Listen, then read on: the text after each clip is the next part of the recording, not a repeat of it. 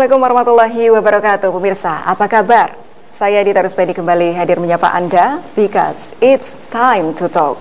Pemirsa, virus Corona varian Omicron masuk ke Indonesia. Pemerintah pertama kali mengumumkan kasus varian Omicron pada 16 Desember 2021 lalu.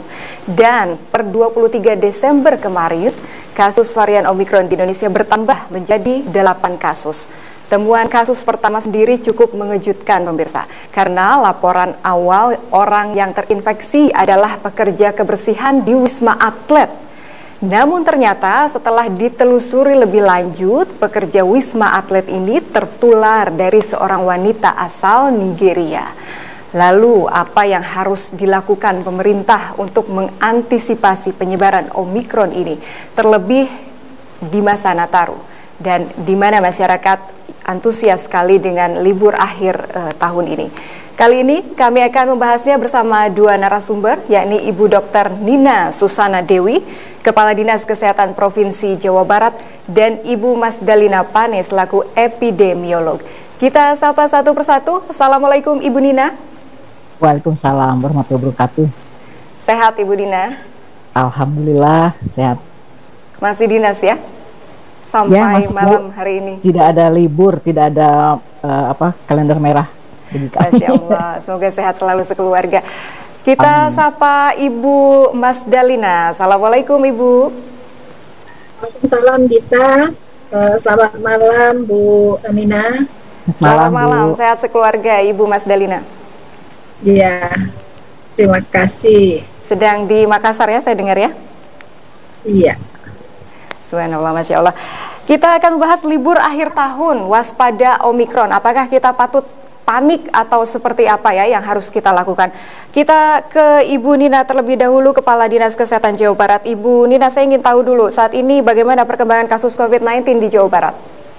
Iya Bu, kita sekarang telah mengalami hampir 2 tahun ya pandemi, walaupun sekarang mulai melandai. Kalau saya lihat di data, sebetulnya kasus baru per hari itu kemarin ada 26 di Jawa Barat, tapi kasus aktif sudah berkurang 27 gitu. Jadi kasusnya tidak begitu banyak. Yang sembuh pun bertambah jadi 53. Kalau kita lihat tingkat kesembuhannya sudah 97,8% Bu, tingkat kesembuhannya.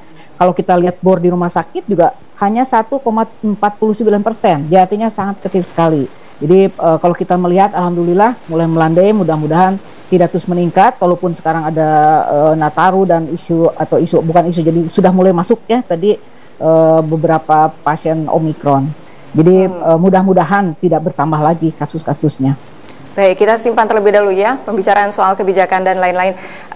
Kita ke Ibu Mas Dalina terlebih dahulu. Ibu Mas Dalina, sekarang ini banyak sekali ya informasi-informasi yang menyebar, apalagi di tengah perkembangan teknologi, broadcast message dan lain-lain. Ini banyak sekali yang menyebar ya tentang yang namanya virus varian baru yang namanya Omicron ini. Tapi saya ingin dengar langsung dari ahli epidemiolog. Perbedaannya apa Bu antara Omicron dengan varian virus yang sebelumnya? Ya, sejak 26 November 2021 WHO telah menetapkan B11529 sebagai varian of concern. Ini kita kenal dengan Omicron ya. Hanya 2 hari saja dari sejak dia ditetapkan sebagai varian of concern, varian of interest ya. Kemudian 2 hari kemudian ditetapkan menjadi varian of concern. Apa sih persyaratan sebuah mutasi virus itu dinyatakan sebagai varian of concern? Varian of concern itu memiliki beberapa kriteria, setidaknya ada 6 ya. Pertama, jika penularannya banyak dan cepat. Nah, ini yang terjadi pada Omicron. Berapa cepat dan berapa banyak sekarang pertanyaannya. Kecepatannya dalam waktu 1 bulan dia sudah lebih ke 105 negara menyebar. Kemudian banyaknya itu 5 kali lebih banyak dibandingkan varian awal. Jadi kalau kita lihat varian awal yang berasal dari Wuhan itu antara 2 sampai 4 reproductive number-nya atau basic reproductive number ya. Artinya satu kasus bisa menularkan pada 2 sampai 4 orang. Setelah itu ada satu varian of concern pertama, yaitu Alpha yang originnya dari Inggris. Dia antara 4 sampai dengan 6 menularkannya, R0-nya seperti itu. Sehingga itu menyebabkan peningkatan kasus, saya kira gelombang 1 atau gelombang 2 Inggris itu disebabkan oleh Alpha. Kemudian yang ketiga itu ada Delta. Delta itu dimulai dari India di bulan Februari ya. Februari saya kira peningkatan kasusnya sangat signifikan, dan R0-nya atau reproductive number-nya antara 6 sampai 8. Jadi satu kasus bisa menularkan pada 6 sampai 8 kasus. Nah, kemudian yang keempat ini adalah Omicron. Dia original pertama itu di Botswana, satu negara di Afrika Selatan. Dia meningkatkan positivity rate dari sebelumnya kurang dari 1% menjadi 30% hanya dalam beberapa hari. Nah, ini yang menyebabkan Omicron kemudian dinyatakan sebagai varian of concern. Kemudian yang kedua, satu virus itu bisa dinyatakan sebagai varian of concern jika virulen atau memiliki keganasan yang tinggi. Yang sudah dinyatakan seperti itu adalah beta B135.1. Kemudian yang ketiga, dia menyebabkan peningkatan risiko infeksi ulang. Artinya Omicron ini bisa menginfeksi bahkan pada mereka yang sudah di booster atau dilakukan vaksin ketiga. Lalu yang keempat, dia mempengaruhi efektivitas vaksin. Beberapa produsen vaksin sudah merilis ya, Pfizer salah satunya, memang ada sedikit penurunan efikasi dari Omicron, tetapi dari vaksinnya oleh Omicron, tetapi sejauh ini masih dinyatakan cukup efektif untuk mengurangi gejala berat. Yang kelima tentu efektivitas terhadap tes. Kadang-kadang dia bisa mengelabui hasil tes, seolah-olah negatif, tapi kemudian sebenarnya dia positif. Tetapi ini masih dalam pengamatan. Sejauh ini PCR yang ada tampaknya masih cukup efektif. Dan yang terakhir, jika varian tersebut mempengaruhi efektivitas pengobatan. Tapi saat ini kortikosteroid dan IL-6 reseptor blocker itu sebagai salah satu standar of care dari pengobatan COVID masih dianggap efektif untuk pengobatan pasien-pasien COVID. Jadi kira-kira itulah yang menyebabkan suatu varian itu dinyatakan sebagai varian of concern. Tapi kita masih membutuhkan waktu agar ini menjadi lebih firm. Karena apa? Pada awal-awal lebih banyak mereka-mereka yang muda, yang produktif, yang diserang, sehingga gejalanya mungkin tidak begitu berat. Tetapi begitu dia masuk atau bertransmisi di komunitas dan bertemu dengan orang-orang tua kita, bayi dan anak-anak yang belum bisa mendapatkan vaksin, kemudian pada mereka yang komorbid yang biasanya di rumah, tapi kemudian terinfeksi dari mereka yang keluar masuk rumah. Nah, disitulah baru virulensinya bisa dihitung dengan baik. Karena di Inggris sendiri sudah dilaporkan 12 kasus meninggal dengan Omicron. Memang bukan Omicron sebagai penyebab utama, tetapi dia bisa memperberat komorbid yang ada. Dan di beberapa negara juga sudah melaporkan beberapa kematian oleh Omicron. Dengan Omicron ya, bukan oleh Omicron, dengan Omicron. Jadi Israel melaporkan, Amerika melaporkan, karena itu kita harus tetap waspada, tapi tidak perlu panik. Sejauh ini dia masih bisa kita tangkap di pintu-pintu masuk dan belum ada bukti bahwa sudah terjadi penularan komunitas. Ini yang kita sebut sebagai pengendalian di hulu. Karena pengendalian di hulu itu jauh lebih mudah dibandingkan kalau varian ini sudah bersirkulasi di komunitas. Tentu penanganannya menjadi lebih rumit, lebih sulit dan lebih mahal. Pengendalian di hulu ya yang paling penting menurut Ibu Mas Dalina. Kita ke Ibu Nina terlebih dahulu. Ibu Nina, bagaimana? Seperti yang kita ketahui ini ya, virus COVID-19 varian Omicron ini sudah masuk ke Indonesia. Lalu langkah apa yang dilakukan oleh Dinas Kesehatan Provinsi Jawa Barat untuk mengantisipasi penyebarannya? Ya, terima kasih. Tadi juga beberapa sudah disebutkan oleh Ibu Mas Dalina.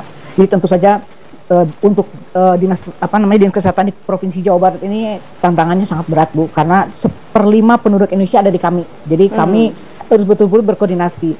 kami mempunyai 27 kabupaten kota, Bu. Jadi yang pertama kami harus berkoordinasi lintas sektor dengan pemerintahan kabupaten kota, dengan kadinkes-kadinkesnya. Sama-sama, jadi memang dari hulu ke hilir itu kami harus sama. Dari mulai promotif preventifnya, 3M, 3T, dan lain-lain. Kemudian juga tadi pintu masuk ya, jadi kita harus ketat dengan isolasi dan lain-lain. Kemudian nanti kita harus pemeriksaan testingnya, PCR-nya harus dilakukan juga ya, untuk gejala-gejala mirip dan lain-lain, tracing ditingkatkan. Kemudian juga pada orang-orang ini kita lakukan surveillance whole genome sequencing supaya kita tahu ini strain yang mana nih, varian yang mana gitu, itu harus kita lakukan. Nah, kemudian juga kita harus meyakinkan bahwa pasien case yang ada seperti puskesmas, kemudian laboratoriumnya, rumah sakit itu kita siap dengan untuk menerima pasien-pasien yang Omicron positif maupun yang COVID positif yang lainnya. Jadi semua di tingkat kabupaten maupun provinsi itu harus siap, termasuk alat-alatnya juga. Bagaimana kita menyiapkan reagen untuk laboratorium, alat pelindung dirinya, tenaga kesehatan, dan lain-lain. Kita memang harus siap, dan itu sudah kami sebarkan ke kabupaten kota bagaimana strategi-strateginya agar mereka sama-sama kompak untuk supaya Jawa Barat aman gitu. Siap. Langkah promotif, preventif, kemudian pengendalian di hulu, kemudian ada genome sequencing begitu ya, dan juga peningkatan fasilitas kesehatan. Ibu Mas Dalina, bagaimana apa yang disebutkan oleh Ibu Nina tadi? Menurut Ibu Mas Dalina, apakah sudah tepat langkah yang dilakukan oleh pemerintah, dalam hal ini Dinas Kesehatan Jawa Barat? Ya, kita sudah melalui ini lebih dari 20 bulan, dan saya yakin teman-teman di lapangan juga sudah sangat mengerti tentang bagaimana sifat alamiah dari virus ini. Jawa Barat memang memilih risiko cukup tinggi karena dia berdekatan dengan Jakarta. Jakarta adalah pintu masuk ya, pintu masuk utama saat ini untuk kasus-kasus yang Omicron yang ada.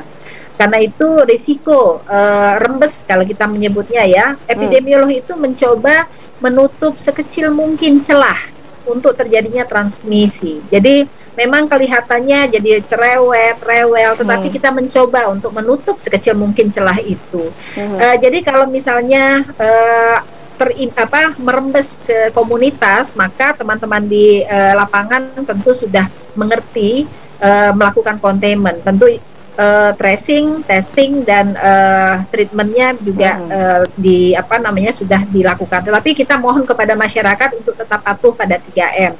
Jika terjadi peningkatan kasus, maka pengetatan ya, terutama penggunaan masker mungkin akan menjadi lebih ketat. Dan kalau biasanya kita menggunakan masker kain, maka ketika peningkatan kasus kita menggunakan masker medis. Selama ini masker medis itu harus dipakai di pelayanan ya, sarana layanan kesehatan. Tapi kalau di komunitas masih bisa menggunakan masker kain. Tetapi kalau kasus meningkat dengan eksponensial, maka itu harus diketatkan. Dan jika dia meningkat sangat tinggi, maka treatment utamanya adalah stay at home. Untuk teman-teman di dinas, itu ada beberapa hal yang perlu kami tambahkan, antara lain active case finding. Active case finding ini menjadi salah satu kemampuan untuk mendeteksi. Kalau selama ini kan dilakukan pada pelajar-pelajar yang PTM ya, yang melakukan pembelajaran tatap muka, dilakukan tes ya secara berkala. Ini harus diperluas kalau ada variant of concern.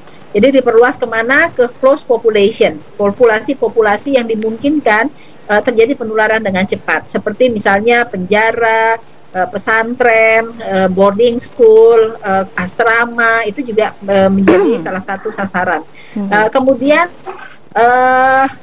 mempercepat cakupan vaksinasi. Untuk Jawa Bali saya nggak ragu lah dengan cakupan vaksinasi, kecuali Jawa Barat di beberapa wilayah, terutama yang di kabupaten yang susah aksesnya, ini memang masih harus menjadi PR kita. Tetapi sejauh ini Jawa Bali vaksinasinya sudah sangat baik sekali. Yang kita khawatirkan itu sebenarnya luar Jawa Bali, itu yang masih banyak sekali kendala. Jadi disparitas antara Jawa Bali dan luar Jawa Bali itu sangat besar. Jadi saya kira itu tambahan dari kami. Tapi semua yang dikatakan Ibu Kepala Dinas, Bu Nina, itu benar.